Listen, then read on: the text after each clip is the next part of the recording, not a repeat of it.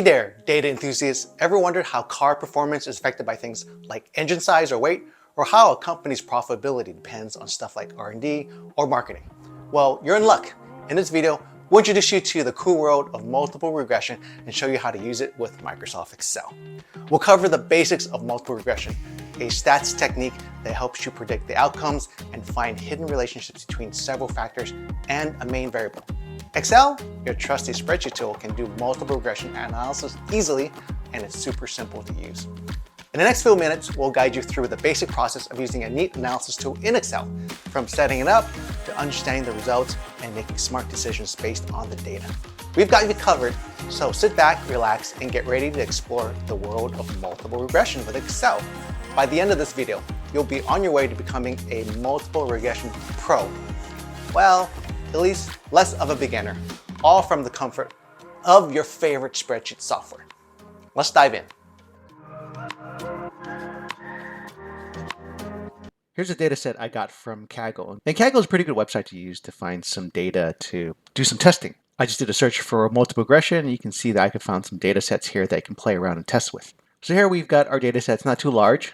And what we need to do is go under data and then go to data analysis and scroll down to where we have regression. Click OK. And now we have values. So what is our Y input range? We want to see what kind of profit we get from other variables. That's going to be our X range, our independent variables. That's going to be the spend, administration, market spend. It's stated here, but we don't really need that. So our input range is Y. We're going to include the label. Select that, Control Shift down arrow to select that. What is our X input range? Well, let's click in the cell. That's going to be the spend, administration, and marketing spend. So I'm going to select all this because these are our independent variables. Control Shift down arrow. And since it's selected the first row that has labels, we'll select that.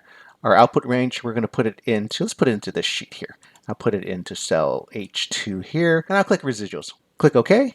Select my columns. Let's auto fit this. Double click. And we've had it fit here. There's a lot that can be gleaned through this with the output here, but I'm not a PhD in statistics, so we're just going to cover the basics. The things to keep in mind to really analyze the output, you want to look at R squared and you want to look at the p-values. So R squared here is 0.95. It just means that 95% of the model is explained by the variables. So the higher the number, it goes from 0 to 1, so the higher the number, the more comfort that you can say that this model explains the variability in the output. And you can just say that you would have more confidence in this model to explain the variability of the output. Another thing to look at is the p-values. So we have our p-values for R&D spend, administration, and marketing spend. And generally a p-value between 0.05 and 0.1, 5% to 10% is considered significant. And depending on how strict you want to go, you can either do 5% or 10%. So the lower the value, the better. So what you're indicating is that the variable has a significant impact on the model. And in this case, you can see that the R&D spend is 2.6 to the E, so it's way below 0.05.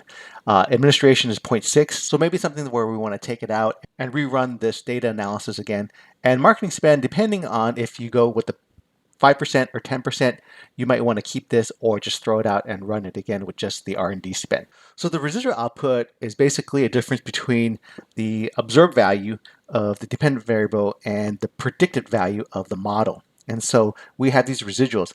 And what you want to do with these residuals is to compare it to the standard error. So we have our standard error of 9232 here. So if we compare it to one standard error, basically what we're saying is if it is over or under 9232 or minus 9332, then the model is not accurately predicting it. But if we go through standard errors, if we do it like this, if we say it's over 18,464 plus or minus, then that model doesn't fit it. And two standard errors would be 95%. And look at some of these residuals. What we can do is we can do a conditional test and look at them. Select that, go to Home, Conditional Formatting, highlight the cells between, and we can say between minus 18464 and positive 18464.